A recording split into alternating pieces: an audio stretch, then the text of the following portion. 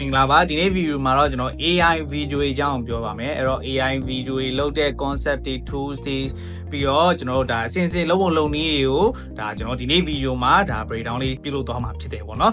Okay အဲ့တော့အရင်ဆုံးပေါ့နော်ကျွန်တော်ဒါ video 3ပေါ်လာပြီးနောက်ပိုင်းမှာပေါ့နော်ကျွန်တော် AI လောကလည်းဒီ generated AI ပေါ့နော် generated AI မှာလည်းနည်းနည်းလေးဒါအတန်ကြီးစူထော်သွားတယ်ပေါ့ဒါစာလေးကြောင်ရိုက်လိုက်ရုံနဲ့နောက်ခံအတန်တီးလုံးနေ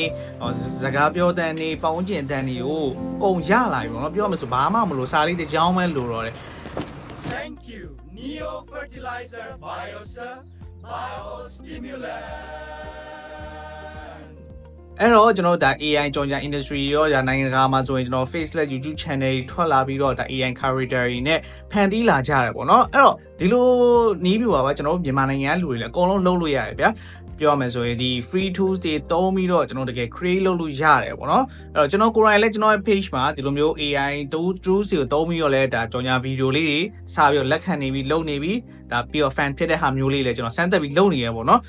Okay အဲ့တော့ကျွန်တော်ကဒီ video မှာပေါ့နော်ဒီလိုမျိုးဒါ AI video ဖန်တီးဖို့အတွက်ဒါလိုအပ်တဲ့ဒါ concept တွေတည်ထားမဲ့ဟာတွေရှိရပေါ့နော်ဘာဖြစ်လို့ဆိုတော့ကျွန်တော်ဒီတိုင်းပဲ tutorial ပြလိုက်လို့ live လုပ်လိုက်တယ်ဆိုရင်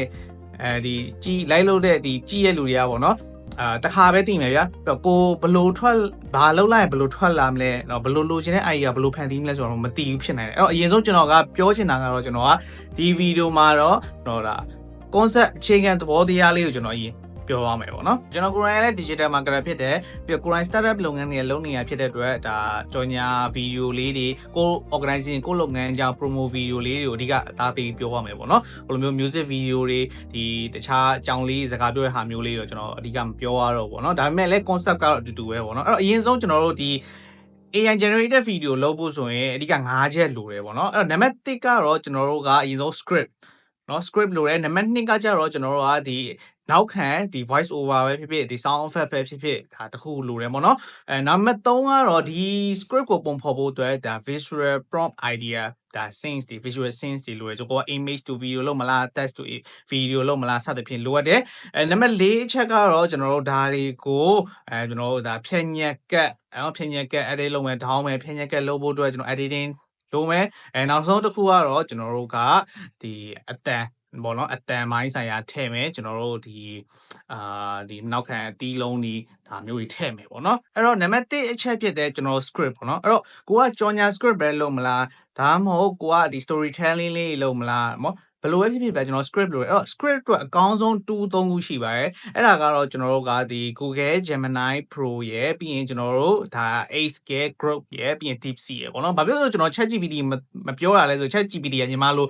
ပြောမယ်ဆိုရင်ကောင်းမိမယ်လေအဲ့လောက်ထိဒါအရေးသားပိုင်းမှာဒါမကြင်ညက်သေးဘူးလောလောဆယ်တော့ Gemini ကတော့အကောင်းဆုံးပြီးရင် Grok လည်းကောင်းတယ်ပေါ့ကျွန်တော်က Gemini သုံးတယ်အဲ့တော့ Gemini မှာကိုလိုချင်တဲ့ idea လေးတို့ရေးပြီးတော့ဒီအတွက်လိုအပ်တဲ့ script လေးပေးပါဆိုပြီးတော့ပြောရမယ်ပေါ့နော်ကျွန်တော်နောက်ပိုင်းမှာတော့ကျွန်တော်အသေးစိတ်ထပ်ပြောပြပေးမယ်အဲ့တော့ကျွန်တော် script ရပြီးသွားပြီဆိုရင်နောက်တစ်ချက်ကကြတော့ကျွန်တော်အဲ့ဒါကိုအတန်ထွက်ဖို့အတွက်မြန်မာအတန်ထွက်မယ်စာအုပ်အတန်ထွက်ဖို့အတွက်ကျွန်တော် voice over လုပ်တယ်အဲ့အတွက်ကျွန်တော်သုံးရမှာကတော့ clip chance ရှိမယ်ကျွန်တော်တို့ Google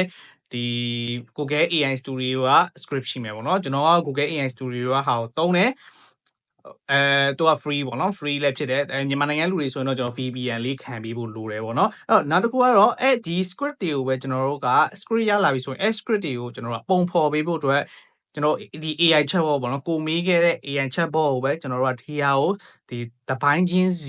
ကျွန်တော်တို့ဒါစာပြန်ပေးပါကျွန်တော်တို့ visual prompt လေးထုတ်ပေးပါနော်ကိုကတကယ်လို့အင်္ဂလိပ်လိုအရင်မပြောတတ်ဘူးဆိုရင်လည်းမြန်မာလိုပြောလို့ရတယ်ကျွန်တော် Gemini လို့ပါဆိုမြန်မာလိုကောင်းကောင်းလေးနားလေတယ်ပေါ့နော်အဲ့တော့ကျွန်တော်တို့ဒီဘောနော်တစ်ချက်ချင်းစီကိုထုတ်မယ်အဲ့တော့ visual prompt လေးတွေရပြီဆိုရင်ကျွန်တော်လွယ်လွယ်လေးအဲ့ဒါမျိုးလေးကိုကျွန်တော်တို့ဒါဘယ်မှာလဲကျွန်တော်ဒီကိုက clean သုံးမလား ChatGPT ရဲ့ Sora သုံးမလားเนาะကျွန်တော် Google Video 2သုံးမလားကြိုက်တဲ့ဟာ image generator prompt လေးကိုတွားပြီးတော့ထည့်လို့ရတယ် Okay အဲ့မှာကိုကျွန်တော်တို့ video တွေထွက်လာပြီပေါ့နော် image တွေထွက်လာပြီ video တွေထွက်လာပြီဒါတွေကိုကျွန်တော်တို့စုစည်းပြီးတော့ edit လုပ်ဖို့အတွက်ကျွန်တော် CapCut ထဲမှာတွားပြီးတော့စီးမယ်ပြီးရင်ကျွန်တော်တို့နောက်ဆုံးအတန်ထွက်ဖို့ဆိုရင်တော့ကျွန်တော်လက်ရှိက free to ဖြစ်တဲ့ Sono ကိုပဲသုံးတယ်ပေါ့နော် Sono ဆိုကောင်းတယ်ပြီးတော့ Speechify လို့ပါလို့လည်းရှိတယ်အဲ့တော့Sono ပြီးရင်ကျွန်တော်လက်ရှိမှာဆို11 lab မှာဆိုတဲ့နောက်ခံတီးလုံးတွေ sound effect တွေဒါအကုန်လုံးရနေပြီပေါ့နော်အဲ့တော့ဘယ်ဟာပဲသုံးမှာအဲ့တော့ကျွန်တော်တို့နောက်ခံတီးလုံးလေးတွေ sound effect လေးသုံးဖို့အတွက်ဒီ AI generated tools တွေကိုဒီ AI agents တွေကိုကျွန်တော်သုံးလို့ရတယ် Okay အဲ့တော့ကျွန်တော် ပြောနေရတယ်များသွားပြီဆိုတော့အသေးစိတ်ခေါင်းစားခြေစုံအတက်နိုင်ဆုံးလေးဒါ short to the point လေးကိုကျွန်တော်နောက်မှာပြပါမယ်ဆိုတော့လိုက်ကြည့်ပေးပါအဲ့တော့ကျွန်တော်တို့ဒါနှစ်ခုစမ်းပြမယ်ပေါ့နော်အဲ့တော့အရင်ဆုံးကကျွန်တော် Gemini ကိုပဲတုံးမယ်ပါဆို Gemini ကဒါမြန်မာစာလဲကောင်းတာဖြစ်တယ်ပြီးတော့ကျွန်တော်လည်းဒီမှာ free plan ပဲဖြစ်တယ်ပေါ့နော်အဲ့တော့ free plan ဆိုလူတိုင်းတုံးလို့ရတယ်အဲ့တော့ကျွန်တော်နှစ်ခုစမ်းပြမယ်ပေါ့နော်တစ်ခုကတော့ဒီမှာကျွန်တော်တာမယ်ကိုယ့်ရဲ့ organization တစ်ခုအကြောင်းနဲ့နောက်တစ်ခုကတော့ကျွန်တော်ဒီကြော်ညာတစ်ခုပေါ့နော်ကြော်ညာတွေပဲဖန်တီးခြင်းနဲ့လူတောင် view ပဲလုပ်ခြင်းတဲ့လူတွေဆိုရင်ကျွန်တော်စမ်းပြလို့ရအောင်နှစ်ခုလုပ်ပြမယ်ပေါ့နော်Okay အဲ့တော့ရင်ဆုံးကကိုက information ကိုရင်ပေးရမယ်ပေါ့နော်သူတို့ဘာအကြောင်း create လုပ်ခိုင်းမလဲဆိုတော့သိအောင်ကိုပြအဲ့တော့ကျွန်တော်ကပထမဆုံးတစ်ခုကတော့ကျွန်တော် okay ကျွန်တော်ဒီ startup တစ်ခုကို startup organization တစ်ခုကိုဆန်းခိုင်းမယ်ပေါ့နော်အဲ့တော့ရင်ဆုံးသူတို့ကိုမေးလိုက်မယ်ပေါ့နော် Do you know Guruat platform ဆိုပြီးတော့ဆန်းလိုက်ပါပေါ့နော်အဲ့တော့အမှစဉ်းစားကျွန်တော်သုံးစီချင်တာတော့ဒီ 2.5 Pro သုံးစီချင်တာပေါ့နော် Pro ကကြတော့ပို့ပြီးတော့တကယ်စဉ်းစားပြီးတော့ပို့ပြီးတော့ကောင်းတဲ့ output တွေထွက်တယ်ပေါ့နော် Okay အဲ့တော့ကျွန်တော်ကအရင်ဆုံး fact check ရင်လုပ်ရမယ်ပေါ့နော်အဲ့တော့သူတို့ပြောတဲ့ဟာရဲ့မှန်လားပေါ့နော်အဲ့တော့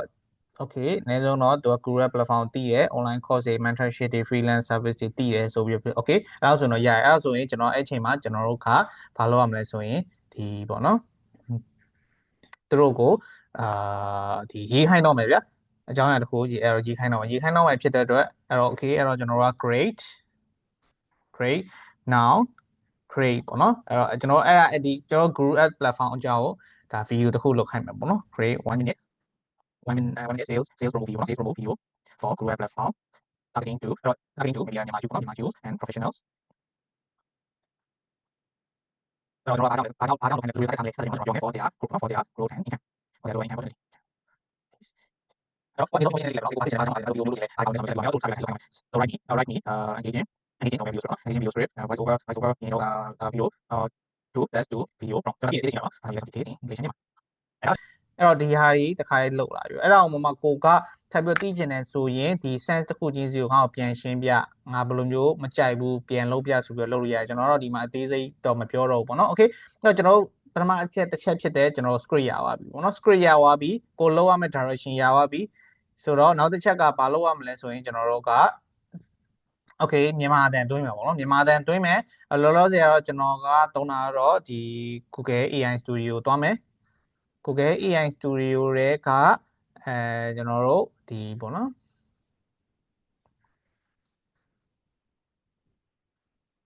Google AI Studio ကကျွန်တော်တို့native speech generation သွားမယ်ပေါ့နော်အဲ့မှဆိုရင်ကျွန်တော်တို့2ယောက်ပြောခိုင်းမလား podcast လို့မျိုးပြောခိုင်းမလားဒါမှမဟုတ်ဒီတစ်ယောက်တည်းပြောခိုင်းမလားဆိုပြီးတော့ရှိရပါတော့ကျွန်တော်တို့ကတော့ဒါနောက်ခံအတန်လေးနဲ့ပဲလုံးဝဖြစ်တဲ့အတွက်တစ်ယောက်တည်းကိုရွေးမယ်ပြီးရင်ကျွန်တော်တို့ကလုံးဝမှာကဒီ Gemini 2.5 Pro ကိုရွေးမယ် okay ရွေးပြီးပြီဆိုရင်တော့ကျွန်တော်တို့ခုန script ကိုချမယ်ဒီနေရာမှာကျွန်တော်တစ်ချက်ပြောချင်တာကAI က PS script ကိုပဲ direction ပဲမသုံးပါနဲ့ဘာလို့ဆိုကိုတွေကလူဖြစ်တဲ့အတွက်လူနဲ့လည်းအုံနောက်နဲ့ပြန်ပြီးတော့စဉ်းစားပြီးတော့ဒါဘာလေးပိုကောင်းအောင်ထည့်မလဲဟုတ်နော်ဘာလေးပို့ပြီးတော့ဖြည့်မလဲပြီးတော့သူတို့ပြောတဲ့ script ကလည်းလက်ရှိမှာတကယ်ဖန်တီးလို့ရချင်မှလည်းရမှာလေအဲ့တော့ကျွန်တော်ကခုနကလုပ်ခဲ့တဲ့ကျွန်တော် script ကိုတွားယူမယ် okay အဲ့တော့ကျွန်တော်သူ့ရဲ့ script ကိုအရင်ဆုံးဖတ်ကြည့်အောင်တင်ဟာနာကအိမ်မက်နဲ့အကြောင်းသားတယောက်လားဒါမှမဟုတ်နောက်တစ်ဆင့်တလန်းရဲ့ professional တယောက်လား okay တင်မှာအိမ်မက်ရဲ့ရှိရဲဆွဲရှိရဲဒါပေမဲ့ရှေ့ဆက်မဲ့လမ်းကိုမရှင်းလင်းဘူးပေါ့နော်ဘာဖြစ်ချင်မှမသိဘူးပေါ့ရေချင်းတွေခွင်လန်းတွေမရှိဘူး okay ကျွန်တော်ကြော်လိုက်မယ်ပေါ့နော် okay အဲ့တော့ကျွန်တော်လောလောဆယ်ကတော့ကျွန်တော်ပြန်ပြင်ချင်ပေမဲ့လည်းပြန်ပြင်မယ်ပေါ့နော်ပြန်ပြင်ချင်မဲ့လည်းကျွန်တော်လောလောဆယ်ဒါတော့ copy ကူးထားလိုက်မယ်copy ကူးထားပြီးတော့ကျွန်တော်ဒီ chat ထဲမှာရင်ထည့်မယ်ပေါ့နော် chat ထဲမှာထည့်မယ်ဒါကိုနောက်ခံအတန်လေးနဲ့လုပ်လို့ရအောင်okay ပြီးသွားပြီအဲ့တော့တစ်ချက်ချင်းစီကျွန်တော်ပြောင်းထည့်မယ်ပေါ့နော်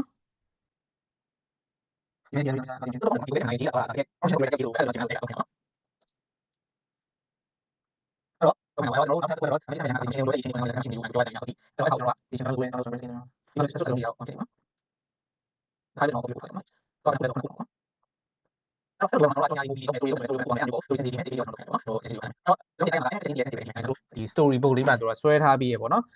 okay space screen နဲ့အဲ့တော့ကျွန်တော်ရန် Burmese student ကနေပြီးတော့ရှာနေမယ်အကြောင်းထဲမှာထိုင်နေမယ်နောက်တစ်ခါကကျတော့ဒီအလုပ်လုပ်နေတဲ့ဟာအဲ့ဆို AI မှာလည်းအလွယ်တကူဖန်တီးလို့ရတယ်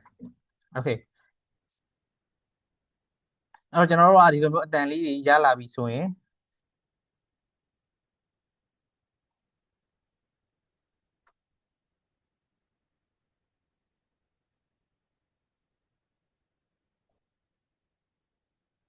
ရလာပြီဆိုရင်ကျွန်တော်နည်းနည်း edit လုပ်စရာရှိရင် edit လုပ်မယ်ဖတ်ကြည့်မယ်ဖတ်ကြည့်ပြီးသွားပြီဆိုရင်ဒီမှာကျွန်တော်တို့အတန်ကိုရွေးမယ်ပေါ့နော်ကိုကမိန်းကလေးတန်လားယောက်ျားလေးတန်လားဆိုတော့ဒီနေရာမှာကျွန်တော်ရှိရဲဒီနေရာကနေရွေးမယ် Got a project in mind? Got a project in mind? What sparks your interest? What kind of masterpiece are we aiming for? ပေါ့နော် UFO တန်လေးရွေးမယ်ရွေးပြီးသွားပြီဆိုရင်ယူရပြီဆိုရင်ကျွန်တော်တို့ဒါ run လောက်ခိုင်းလိုက်မှာပေါ့နော်ကျွန်တော်ဒီမှာတော့ကျွန်တော်အချိန်အသက်နိုင်ဆုံး story လုပ်မယ်ပေါ့နော်ကိုယ်တိုင်လုပ်နေတယ်ဆိုတော့ဒီချာလေး edit လုပ်ပြီးကြည့်ပေါ့နော်ကျွန်တော်ဒီမှာတော့ sample ပဲပြဖြစ်တဲ့အတွက် okay run လိုက်မယ်ပေါ့နော်အဲ့ဆိုရင်ကျွန်တော်နောက်ခံအတန်တွေရပြီနောက်ခံအတန်ရပြီဆိုရင်နောက်တစ်ချက်ကကျွန်တော်တို့သွားမှာကဒီ sense တွေကိုကျွန်တော် visual ဖော်မယ်ပုံဖော်မယ် okay ကျွန်တော်တို့ကဒီနေရာမှာကျွန်တော်ပြောဖို့လိုတာကကိုကအကုန်လုံး all AI နဲ့သွားမှာလားတချို့ sense တွေကကြတော့ရိုးကျွန်တော် stock image ပဲထည့်မှာလားဒီလိုမျိုးရှိရပေါ့နော်ကျွန်တော်တော့ဘာဖြစ်လို့လဲဆိုတော့ကျွန်တော် AI image to video ကကျွန်တော် free သုံးမယ်ဆို credit ရှိရယ် video 2ဆိုရင်တရက်ကိုကျွန်တော်တို့ video 4ခုလောက်ပဲရတယ် Gmail တစ်ခုပေါ့နော်ကျွန်တော်ကဘာဖြစ်ထားလဲဆိုရင်ကျွန်တော်Gmail 3ခု4ခုဖွင့်ထားတယ်အဲ့တော့3ခု4ခုနဲ့ကျွန်တော် Google AI Studio ကနေပြီးတော့ video 2တွေကိုသုံးတယ်ရဲလို့ကိုကနည်းနည်းဝယ်သုံးကြည့်ချင်တယ်ဆိုရင်ဘာလုပ်လို့ရလဲဆိုရင်ကျွန်တော်တို့US VPN ခံပြီးတော့ကျွန်တော်တို့ဒီ mastercard ပေါ့နော်ကျွန်တော် mastercard တစ်ခုခုကိုသုံးပြီးတော့ကျွန်တော်တို့ဒါဒီ video 2ကို AI Pro plan ကို 1 month free trial တောင်းလို့ရတယ်ပေါ့နော်1 month free trial တော့ရှောက်လို့ရတယ်အဲဆိုရင်ကျွန်တော်တို့တရက်ကို AI video တင်ဟာအနာဂတ်အိမ်မက်တွေနဲ့ចောင်းသားတယောက်လားဒါမှမဟုတ်နောက်တစ်ဆင့်ကိုတက်လန်းချက်နဲ့ professional တယောက်လားဒီမှာဆိုအတန်ကြီးကသဘောမကျဘူးသဘောမကျဘူးဆိုတော့ပြန်ပြောင်းလို့ရတယ်အဲ့တော့ကိုနည်းနည်းလေးပေါ့နော်ရေးစီရင်နေရာလေးကိုပြန်ပြောင်းမယ်ပြန်ပြောင်းပြီးတော့တခြားနောက်ထပ်အတန်လေးပြောင်းကြည့်မယ်ပေါ့နော်တခြားနောက်ထပ်အတန်လေးပြောင်းကြည့်ပြီးတော့ကျွန်တော်လုပ်မယ် okay အဲ့တော့ကျွန်တော်ဒီစင့်တော့ကြော်လိုက်တော့မယ်ကြော်လိုက်ပြီးတော့နောက်တစ်ခုကကျွန်တော် okay ဘယ်လို video create လုပ်မလဲအဲ့တော့ဒီနေရာမှာကျွန်တော်တခါရဲလုံးမှာကကျွန်တော်CapCut เนาะ CapCut ကိုသုံးမယ်ဘာဖြစ်လို့ CapCut ကိုတွားမှာလဲဆိုရင်ကျွန်တော်တို့ကဒီပေါ့နော်သူကတခါလဲပေါ့နော်ဟိုကိုကအတန်ကိုထည့်ပြီးတော့ဒါကျွန်တော်တွားတဲ့ style ပေါ့နော်တယောက်တစ်ယောက်တွားတဲ့ style တော့မတူကျွန်တော်ကတော့အတန်ကိုထည့်မယ်အတန်ကိုတခါရဲထည့်ပြီးတော့သူ့အတန်နဲ့ လိုက်တဲ့ visual scene ကိုတခါလေးလုပ်မယ်အဲ့တော့လိုရရင် stock video တွေကျွန်တော် CapCut ရဲ့ original သူတို့ရဲ့ stock video stock image တွေကိုသုံးမယ်ဒါမှမဟုတ်သူတို့ရဲ့base in AI studio ကိုသုံးမယ်เนาะကျွန်တော်ဒီမှာ video 2နဲ့ video 2ကိုသုံးပြီးတော့လည်းကျွန်တော်ချက်ပြမယ်ပေါ့နော် okay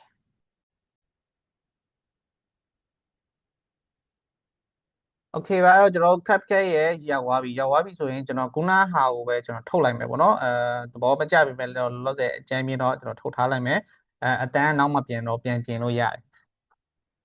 အဲ့တော့ကျွန်တော်မြန်မာတန် download လုပ်သွားပြီဆိုရင်မြန်မာတန်ကိုဒီထဲကိုထည့်လိုက်မယ်အဲ့တော့ဒီမြန်မာတန်ကိုကျွန်တော်ဒီမှာလာပြီးထားလိုက်မယ်တင်ဟာအနာဂတ်အိမ်မက်တွေနဲ့ចောင်းသားတယောက်လား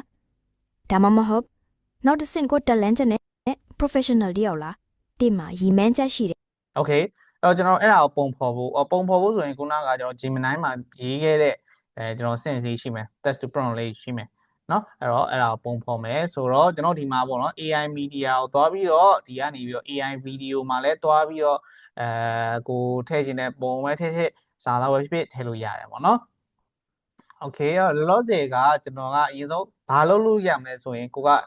အတက်နိုင်ဆုံးချွေတာမှာဖြစ်တဲ့အတွက်ကျွန်တော်တို့ Yan Pami student studying at home အဲ့တော့မြန်မာပေါ့နော်မြန်မာအကြောင်းသားရှိလားဆိုတော့ကျွန်တော်ရှာကြည့်မယ်အဲ့တော့မရှိဘူးဆိုတော့ကျွန်တော် AI ကိုသုံးမယ်ရှိရဆိုရင်တော့ကျွန်တော်တို့ကဟောပဲရှာကြည့်မယ်เนาะအဲ့တော့ကျွန်တော်တို့ library ကိုတွားပြီးတော့အဲ့တော့ဒီဗီဒီယိုကနည်းနည်းတော့ရှည်ရပေါ့နော်မိနစ်30ကျော်လောက်ရှိရတဲ့အတွက်ကြောင့် basic tutorial breakdown အရှည်ကိုတော့ YouTube မှာ free သင်ပေးထားပါတယ်အဲ့တော့ YouTube အောက်က YouTube link ကနေတွားကြည့်လို့ရပါတယ်တခြားကျွန်တော်တို့ဒါ YouTube video tutorial တွေကိုလည်းဒီ AI marketing နဲ့သက်ဆိုင်တာတွေ digital entrepreneurship နဲ့သက်ဆိုင်တာတွေကိုလည်း YouTube မှာသင်ထားပေးမှာဖြစ်လို့ subscribe လုပ်ထားလို့ရပါတယ်အခုမှအစ်စ်ဖြစ်တဲ့အတွက်ကြောင့်မလို့ဒါကျွန်တော်တို့ဒါ share ပေးပြီးတော့ဒါကြည်ချင်းဖြစ်ဒါအားပေးလို့ရပါတယ်ဆိုအားလုံးကျေးဇူးတင်ပါတယ်ခင်ဗျာနော်အဲ့တော့ကျွန်တော်တို့ပုံမှန် stock video ကနေရှာကြည့်မယ်ပေါ့နော်Burmese student လို့ပဲရှာမယ် Burmese students still sitting at home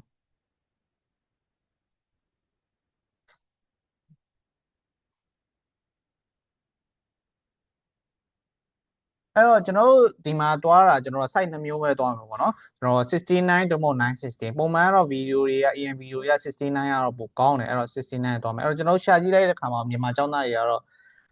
နဲတယ်အဲ့တော့နဲတော့ကျွန်တော်တို့ဒီဟာကိုကျွန်တော်အစမ်းတစ်ခုလုပ်မယ်ပေါ့နော်အဲ့တော့ကျွန်တော်အစမ်းတစ်ခုဒီ video 2နဲ့တွားပြီးလုပ်မယ်အဲ့တော့ကျွန်တော်တို့AI video လုပ်ဖို့အတွက်ကျွန်တော် Google AI Studio သုံးမယ်ပေါ့နော်လက်ရှိကတော့ free သုံးမှာဖြစ်တဲ့အတွက်ကျွန်တော်တို့ Google AI Studio ကိုပြန်ဝင်မယ်ကျွန်တော်တို့ generated media လေးကိုနှိပ်လိုက်မယ် generated media ကိုနှိပ်ပေးမယ်ဆိုရင်ကျွန်တော်တို့ဒီမှာ video ဆိုတာလေးကိုပေါ်မယ်ပေါ့နော်video ဆိုတာလေးကိုနှိပ်လိုက်မယ် video ထဲမှာနှိပ်သွားပြီဆိုရင်တော့ကျွန်တော်တို့ရှိပြီပေါ့နော် okay ကျွန်တော်တို့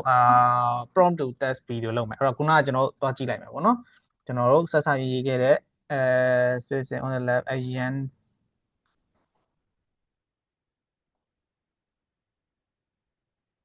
အဲ့တော့ဆက်ဆက်ရင်သူတို့ဟာကိုထည့်ရမယ် split screen ရမလားပေါ့နော် split screen on the left AN Burmese student living at home on the right ဆိုပြီးရှိမယ်ပေါ့နော်ပြီးတော့ကျွန်တော် Google AI Studio ဝင်မယ်ဝင်ပြီးတော့ကျွန်တော်တို့ဒီပေါ့နော်generate media တွေကကျွန်တော် video ဆိုတဲ့ဟာလေးကိုနှိပ်မယ်ပေါ့နော် video ဆိုတဲ့ဟာလေးကိုနှိပ်ပြီးဆိုရင် okay ကျွန်တော်ခုနကရေးခဲ့တဲ့ prompt ပေါ့နော် prompt test ကိုသွားယူလိုက်မယ်ကျွန်တော် sense ဒီအခန်းတစ်ပေါ့နော်အခန်းတစ်က sense 1ကကျွန်တော် prompt ယူလိုက်မယ်အဲ့တော့ copy ကူးလိုက်မယ်အဲ့တော့ create a split screen video ဒီမှာတစ်ခုတော့ရှိရပေါ့နော်ကျွန်တော်လည်းဘယ်လို output ထွက်လာမယ်မသိဘူးဖြစ်တဲ့အတွက်ကျွန်တော်လည်းဒါဒီက direct live လုပ်နေဖြစ်တဲ့အတွက်ကြောင့်မလို့ဒီ prompt ကိုထည့်ကြည့်မယ်တကယ်လို့အဆင်မပြေဘူးဆိုရင်တော့ကျွန်တော် video နှစ်ခုခွဲလုပ်မယ်ပေါ့နော် video နှစ်ခုခွဲလုပ်မယ် okay ကျွန်တော်8 second ပေါ့နော်8 second ထားလိုက်မယ်69 ratio ထားလိုက်မယ်ကျွန်တော် run လုပ်လိုက်မယ်ပေါ့နော်ဒီနေရာမှာပေါ့နော်ကျွန်တော်ကတော့ actual တကယ် commercial video တွေလုပ်တယ်ဆိုတော့ကျွန်တော်တခုတည်းတော့မသုံးဘူးပေါ့နော်ကျွန်တော် white လူသုံးတယ် Dreamina သုံးတယ် video သုံးတယ်ပြီးရင်ကျွန်တော် Sora သုံးတယ်အများကြီးပေါ့နော်ကျွန်တော်အဲ့လို free tools တွေအဲ့မှာ free ရရင်ရတော့ Sandpad သုံးနေရပေါ့နော်တကယ်လို့ကိုကတော့တကယ်တခုတည်းပဲရေရှည်တေချာသုံးမယ်ဆိုရင်တော့ကျွန်တော်တို့ဒီ clean တို့ဘာတို့ကနေပြီးတော့ဒါမှမဟုတ်ဒီ Google AI Studio ကနေပြီးတော့ဒါဝယ်ပြီးတော့သုံးရင်တော့ပို့ပြီးတော့ကောင်းတာပေါ့နော်ကျွန်တော်ကတော့ဒါ free တွေပဲစမ်းသုံးပြနေရပါပေါ့နော် okay အဲ့တော့ကျွန်တော်ဒါစောင့်နေတဲ့အတွင်းမှာကြည့်မယ်ပေါ့နော်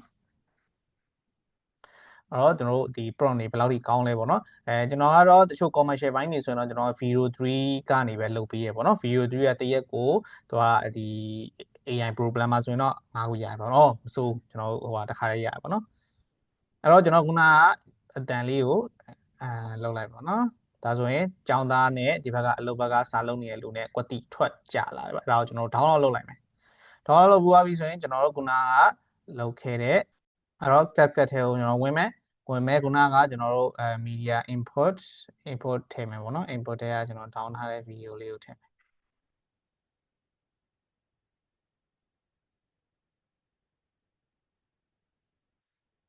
အဲ့တော့ down ထားတဲ့ video လေးကိုအဲ့တော့ကျွန်တော်ထည့်စီလိုက်မယ်အဲ့တော့ကိုကဒါကတော့နောက်မှတစ်ခါလေးကျွန်တော်ထည့်စီလေးရတယ်ပေါ့နော်ကျွန်တော်အချိန်ကန့်သက်ကြောင်မလို့ကျွန်တော်တစ်ခါလေးပဲပြလိုက်တာအဲ့တော့တင်ဟာအနာဂတ်အိမ်မက်တွေနဲ့ចောင်းသားတယောက်လားဒါမှမဟုတ်နောက်တစ်ဆင့်ကိုတက်လန့်ချက်နဲ့ professional တယောက်လားတင်မှာရီမန်းချက်ရှိတယ်ဇွဲရှိတယ်ဒါပေမဲ့ရှေ့ဆက်ရမယ့်လမ်းကတခါတလေမှမရှင်းလင်းဘူးအဲ့ဒါကိုပြမယ်အဲ့တော့ကျွန်တော်တို့ကလမ်းပြောင်းနေလူငယ်ပေါ့နော်အခုကျွန်တော်တို့ဖြစ်နေခံစားနေတဲ့ဟာပေါ့လမ်းပြောင်းနေလူငယ်တယောက်လို့ဘာလို့လောက်အောင်မသိဘူးအဲ့လိုမျိုးအသွေးတစ်ခုပုံရိပ်တစ်ခုကျွန်တော်တို့ပြမယ်ဒီတစ်ခေါက်ပြမယ်ဟာနီးကတော့ကျွန်တော်တို့ image to video လုပ်မယ် okay image ရင်ထုတ်မယ်ပေါ့နော်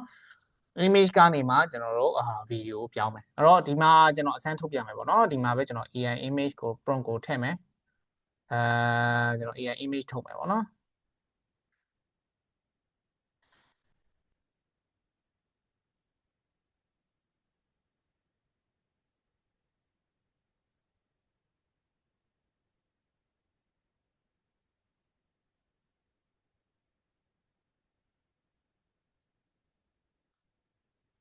အဲ့တော့ကျွန်တော်တို့ကဒီစိတ်ညစ်နေတဲ့ဟာပေါ့နော်ဒီမှာတခါရေးလိုက်မှာတော့သူ့ရဲ့ ဒီ sense မှာပါတဲ့ဟာကျွန်တော်သဘောမကျဆို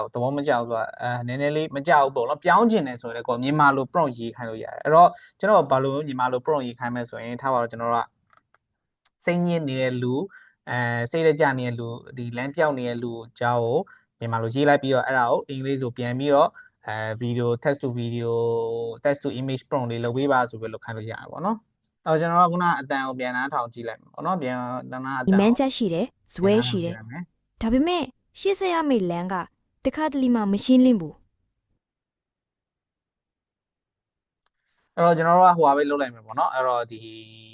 ရှုပ်ထွေးနေရပေါ့နော်ရှုပ်ထွေးနေတဲ့ပုံစံဆိုတဲ့ပုံစံမျိုးကိုပဲကျွန်တော်တို့ရှာလိုက်မယ်အဲ့တော့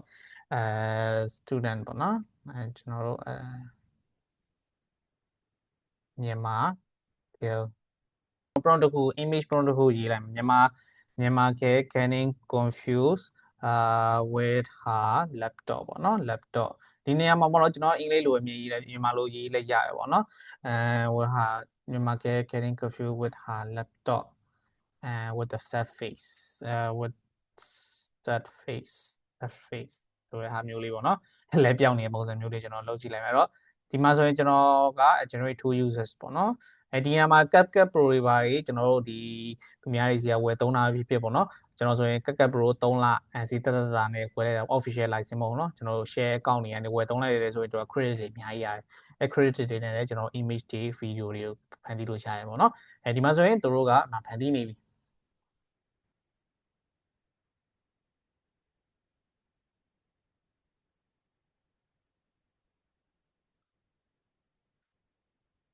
အဲ့ကျွန်တော်ကဒီပုံပေါ့နော်ဒီပုံကိုပဲကျွန်တော်တို့ကပြောင်းမယ်ပေါ့နော် image AI video ပြောင်းမယ်ပေါ့နော်ဒီပုံကိုပဲကျွန်တော်တို့က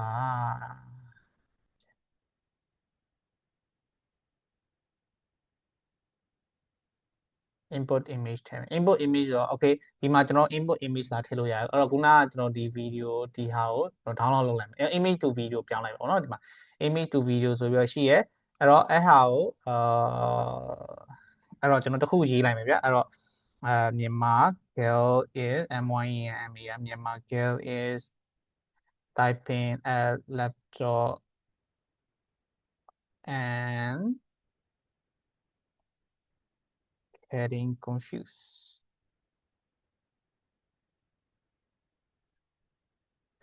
okay အဲ့တော့ကျွန်တော် motion speed က normal ပြီးတော့15 second okay ကျွန်တော် video 3ကတော့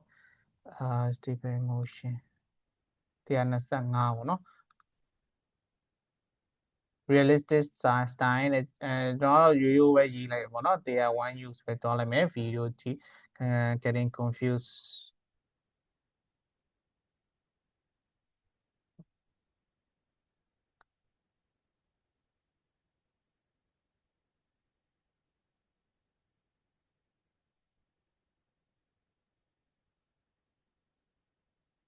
busy move ဆိုပဲကျွန်တော်ရေးလိုက်မယ် okay အဲ့လေကျွန်တော်တို့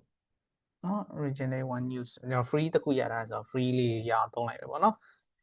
okay အဲ့တော့ကျွန်တော် generate လုပ်နေတယ်ဒီမှာဒါကတော့သူတို့ရဲ့ CapCut ရဲ့ original ပါပြီးသား AI ကိုသုံးတာပေါ့နော်သူတို့ CapCut ကိုထည့်သုံးလိုက်မယ်အဲ့တော့ဒီမှာကျွန်တော်ပြသွားဆိုရင် text ကနေ video ပြောင်းတဲ့တစ်ခုနော်video လုပ်ပြီးပြောရတယ်ဒီမှာဆိုရင်ကျွန်တော်တို့အလွယ်ကူပဲ message နဲ့ဒီ image text to image တစ်ခုထုတ်တယ်စာသားကနေပုံပြောင်းတယ်ပုံကနေမှဆိုရင်ကျွန်တော် video ပြောင်းမယ်ဆိုတဲ့ဟာမျိုးပေါ့နော် okay ဘယ်လို idea ထွက်လာလဲဆိုတော့ကျွန်တော်ကြည့်မယ်ဒါပေမဲ့ရှေ့ဆက်ရမယ့်လမ်းကတခါတလေမှမရှင်းလင်းဘူးရောက်လားတင်မှာရီမန်းချက်ရှိတယ်ဇွဲရှိတယ်ဒါပေမဲ့ရှေ့ဆက်ရမယ့်လမ်းကတခါတလေမှမရှင်းလင်းဘူးအဲ့လိုမျိုးပေါ့နော် okay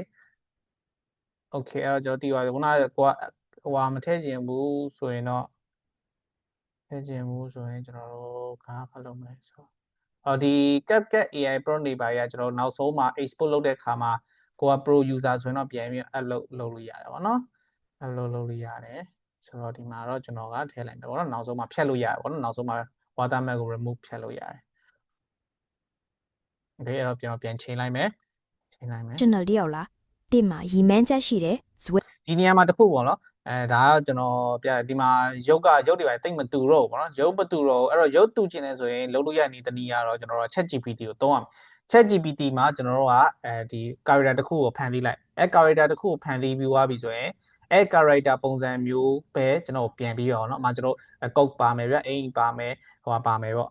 သူ့ပုံတွေကိုအများကြီးထုတ်ခိုင်းဗျပြောမှဆိုအဲ့လိုသူ့ပုံတွေကိုအများကြီးထုတ်ပေးပြီးတော့ image to video ပြောင်းမယ်ဆိုတော့အနည်းဆုံးရုပ်တူမယ်ခက်အိမ်ကြီးတူမယ်ပုံစံတူမယ်ပေါ့နော်ဒါတော့ကျွန်တော်အမြင်လုပ်ပြရဖြစ်တယ်this and trick လေးတော့ရှိရပေါ့နော်ဒါတော့ကိုက character တူတူပဲတွားချင်တယ်ဆိုတော့ခုနပြောတဲ့ chat GPT လို့ chat GPT တော့လက်ရှိမှာအမှန်ဆုံးပေါ့နော်chat GPT ရှိရ Leonardo ရှိမယ်ပြီးရင်ကျွန်တော် free pick က AI နေရှိရအဲ့တော့အမှကိုက same prompt same character ကိုပဲအများကြီးထုတ်ပြီးတော့သုံးနေလို့ရတယ်ပေါ့နော်အဲ့ဒါကိုနောက်ပိုင်းကျရင်ကျွန်တော်တစ်ချက်တည်ရထပ်လုပ်ပြပေးပါမယ်โอเคအဲ့တော့ကျွန်တော်ဗီဒီယိုဒီလိုမျိုးထုတ်လာပြီပေါ့ထုတ်လာပြီးသွားပြီဆိုရင်ဒီလိုမျိုးထည့်မယ်ထုတ်မယ်ပြသွားမယ်ဆိုကျွန်တော် story တစ်ခုလုံးပြီးသွားမယ်အဲ့တော့ကျွန်တော်တည်တော့ပုံမှန်တစ်ခုဆိုတော့ teacher ဟို ion site ပြီးလုပ်နေဆိုတော့တနိုင်လောက်တွင်းနေပြီးတယ်โอเคအဲ့တော့နောက်ဆုံးပြီးသွားပြီဆိုရင်ကျွန်တော်ကဘာစင်းထပ်လုပ်ရမလဲဆိုရင်ကျွန်တော်တို့ကဒီအတန်ပေါ့နော်ကျွန်တော်โอเคကျွန်တော်အတန်ကိုစမ်းကြမယ်အတန်ကိုစမ်းမယ်ဆိုရင်ကျွန်တော်ခုနကchat GPT Gemini sorry Gemini ကိုပြန်တွားလိုက်မယ် Gemini မှာငါ့ကိုဒါနဲ့လိုက်ဖက်တဲ့အတန်လေးထုတ်ပေးပါဆိုပြီးပြောမယ်အဲ့တော့ okay အဲ့တော့ကျွန်တော် Gemini ကိုမေးမယ်အဲ့တော့now create background music that is related with video to generate as Sono AI ပေါ့နော် Sono AI so give me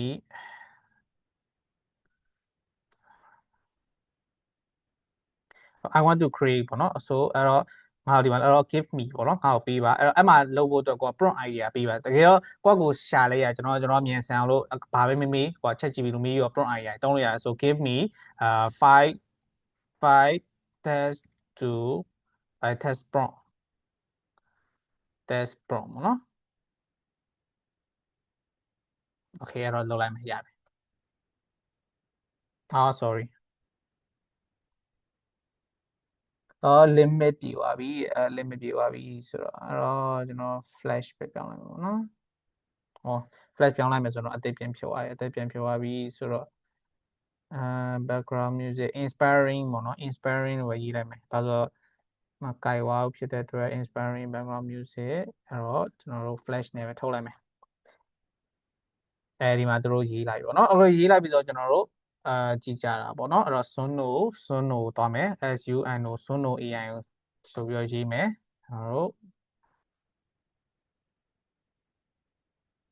ကျွန်တော်တို့ Sono ကိုသွားပြီဆိုရင်တော့သူကဘာတွေထုတ်လို့ရလဲဆိုရင်တီးလုံးတန်တွေထုတ်လို့ရတဲ့တချင်းတွေထုတ်လို့ရမယ်ကျွန်တော်တို့ sound effects တွေထုတ်လို့ရမယ်ပေါ့နော်အဲ့တော့ဒါတော့ရင်ကျွန်တော်ထုတ်ထားတဲ့ဟာတွေပေါ့အဲ့တော့ကိုယ့် describe နော် sound လုပ်မယ်ခုနကကျွန်တော်တို့တွားခဲ့တဲ့ဟာလေးရှိမယ်ဗျ uplifting တခုရွေးလိုက်မယ်ပေါ့နော်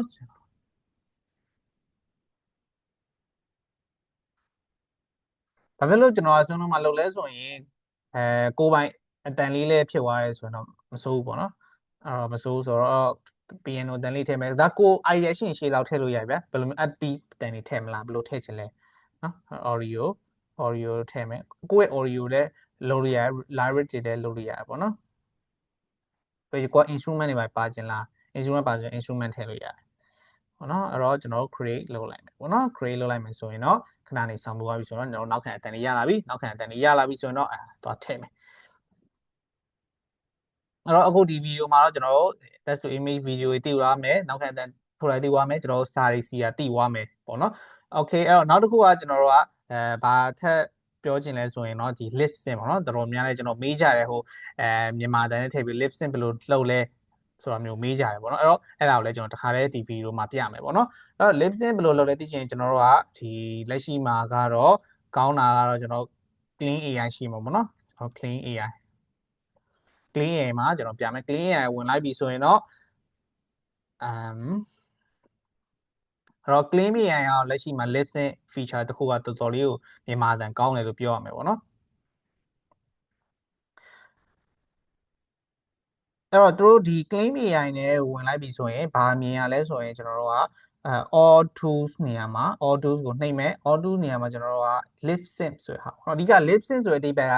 ဒီ AI character တွေက AI character တွေရဲ့အတန်ပါဇက်လှုပ်တာကမြန်မာတန်ထွက်တဲ့ပုံစံမျိုးပေါ့နော်အဲ့တော့ဒီဟာကိုနှိပ်လိုက်မယ်နှိပ်လိုက်ပြီးသွားပြီဆိုရင်တော့ ဒီမှာဆိုတော့ကျွန်တော်တစ်ခုဆန်းထားပြမယ်ပေါ့နော် Fire တက်လက်တွဲကူဇွဲဘက်စီမှာကိုယ်စလဲယူ အဲ့လိုအတန်လေးပေါ့နော် Fire တက်လက်တွဲ ဒီမှာဆိုတော့ပုံမှန်ကျွန်တော်ဒါ AI နဲ့ထုတ်လိုက်တယ်ပေါ့ထုတ်လိုက်တယ်အဲ့ဒါကိုလမ်းလျှောက်ပါဆိုပြီးရေးလိုက်တယ်နော် The Woman in the Block ဆိုပြီးကျွန်တော်လမ်းလျှောက်ပါဆိုပြီးတော့ရေးလိုက်တယ်အတန်မပါသေးအဲ့တော့ကျွန်တော်အဲ့ဒါလုပ်မယ်ဆိုရင်ဒီ lip sync နော် lip sync လေးကိုတွားမယ် lip sync လေးကိုတွားပြီးတော့ကျွန်တော်ကဘာလုပ်မလဲဆိုရင်ဒီ upload ဒီပေါ့နော်ကိုယ်မြန်မာတန်ထွက်ချင်တယ်ဆိုရင်မြန်မာတန်ကိုထွက်ရမယ်အဲ့တော့ကိုယ့်ရဲ့မြန်မာတန်ထွက်တာပဲဖြစ်ဖြစ်ဒါမှမဟုတ်မြန်မာတန်ကိုကျွန်တော်ခုနပြောတဲ့ခုနပထမဆုံးမှာပြသွားတဲ့ Google AI Studio မှာအတန်ကိုထည့်တာပဲဖြစ်ဖြစ်ပေါ့နော်အဲ့တော့မြန်မာတန် file လေး MPT file လေးထွက်လာပြီအဲ့ MPT file လေးကိုဒီမှာလာထည့်လိုက်မယ်လာထည့်လိုက်ပြီဆိုရင်တော့ကျွန်တော်တို့ကရသွားပြီပေါ့နော်ခုနရသွားပြီရသွားပြီဒါကတော့ကျွန်တော်အခုမထည့်လိုက်တာပေါ့နော်အဲ့တော့မထည့်ထားတဲ့ဟာပြမယ်ဆိုရင်ကျွန်တော်ပြန်ရွှေ့လိုက်မယ်ထည့်ပြလိုက်မယ်ပေါ့နော် တင်ဟာအနာ နေ့တိုင်း နေ့တိုင်းတောင်းစီးပွားရေးတက်လက်တွဲကူ Okay အဲ့တော့ကျွန်တော် file လေးကိုထည့်လိုက်မယ်အဲ့တော့သူကဒီ file လေးကိုထည့်လိုက်ပေါ့နော်အဲ့တော့ဘယ်အတန်ထွက်တဲ့နေရာနဲ့ဘယ်လိုသွားမလဲဆိုတာပေါ့ဒီမှာဆိုပြသူကစကားအတန်မပြောရအောင်သူကနှက်ခမ်းနေပါလုံးဝမလောက်အောင်အဲ့ဒါကိုကိုကဒီအတန်ကိုရွေးလိုက်မယ် Okay add speech ဆိုပြီးနှိပ်လိုက်မယ်နှိပ်လိုက်ပြီးကိုကဘယ်နေရာကိုထွက်ချင်တာဆက်စကြီးမှာထွက်ချင်တာလားဆိုပြီးကိုကဒီမှာလာပြီးလုပ်လို့ရတယ် စီးပွားရေးတက်လက်တွဲကူဇွဲဘက်စီမှာကိုယ် အဲ့လိုမျိုးအဲ့တော့ကျွန်တော် confirm တော့မနှိပ်လိုက်ပေါ့နော်ဘာလို့ credit တွေကုန်မှာဆိုလို့အဲ့လိုထွက်လုံးလိုက်ပြီဆိုရင်နောက်ဆုံးအတန်ဘယ်လိုထွက်လာမလဲဆိုတော့ တွဲကူဇွဲဘက်စီမှာကိုယ်စလဲယူစီးပွားရေးတက်လက်တွဲကူဇွဲဘက်စီမှာကိုယ်စလဲယူ နော်အာ စီးပွားရေးတက်လက်တွဲကူဇွဲဘက်စီမှာကိုယ်စလဲယူ တော်တော်လေးကောင်းတယ်ပေါ့နော်အဲ့တော့အဲ့မှာဘယ်လောက် credit ကုန်လဲဆိုရင်5 credit ကုန်တယ်ပေါ့နော်လက်ရှိမှာ clean က 50% off discount နဲ့ပေးနေတယ်အဲ့တော့လိုချင်တယ်ဆိုရင်တော့ကျွန်တော် chat box မှာလာပြောပေါ့နော်ကျွန်တော်ရဲ့ဒီ coupon ကုန်းနဲ့ဆိုရင်တော့ဒါ 50% discount 50% discount ရတဲ့ပြင်မှာနောက်ထပ် 50% credit ရမယ်ကျွန်တော်ဆိုရင်ဒါဆို7 credit ဝယ်ထားပေါ့နော်မြန်မာငွေ3000လောက်ပဲဝယ်ရပြင်မဲ့ဗီဒီယိုအများကြီးထုတ်လို့ရဗျာ free ထုတ်လို့ရအများကြီးပဲကျွန်တော်ထောက်ထုတ်တာအဲ့တော့တန်တယ်ပေါ့နော်အဲ့တော့ကိုကတေချာရေးဝယ်သုံးချင်တယ်ဆိုတော့ clean ကတော့လက်ရှိမှာ text to image video အကောင်းဆုံးပေါ့နော်အကောင်းဆုံးထုတ် စီးပွားရေး ဟိုရှိရယ်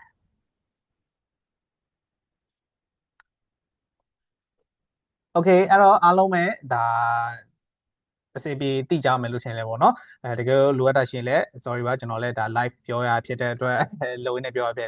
ဖြစ်တဲ့အတွက်လိုအပ်တာလေးရှိနိုင်တယ်ပေါ့နော်တစ်ချက်တိကျင်တာရှင်လဲ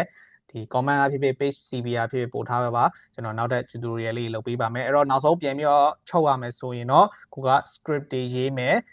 ပြန်ပြီးတော့စဉ်းစားမယ်အဓိကဘယ်နေရာမှာအခက်ဆုံးလဲဆိုရင်တော့ကျွန်တော်တို့idea script ကိုအကောင့်ထဲပေါ်တဲ့နေရာမှာကိုကဘယ်လိုမျိုးပုံဖော်မလဲပေါ့နော်အဲ့ဒါကိုကိုကစဉ်းစားမယ်တခါလေကြာရင်ကိုကပဲစဉ်းစားပြီးတော့ AI prompt ရေးခိုင်းလိုက်တယ်ပေါ့နော်အဲ့လို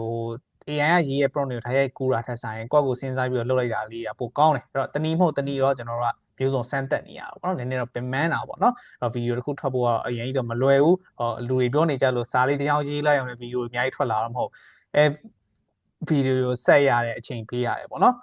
โอเคပါအဲ့တော့အားလုံးပဲဒါကျေးဇူးတင်ပါတယ်တကယ်လို့ကျင်းတဲ့တယ်ဆိုတော့ကျွန်တော်တို့share လေးလုပ်သွားလို့ရပါတယ် save ထားလို့ရပါတယ်အဲ့တော့နောက်ထပ်ဒီ AI နဲ့ပတ်သက်တဲ့ knowledge sharing video လေးမှာပြန်တွေ့ရမယ်အားလုံးကျေးဇူးတင်ပါတယ်ခင်ဗျာ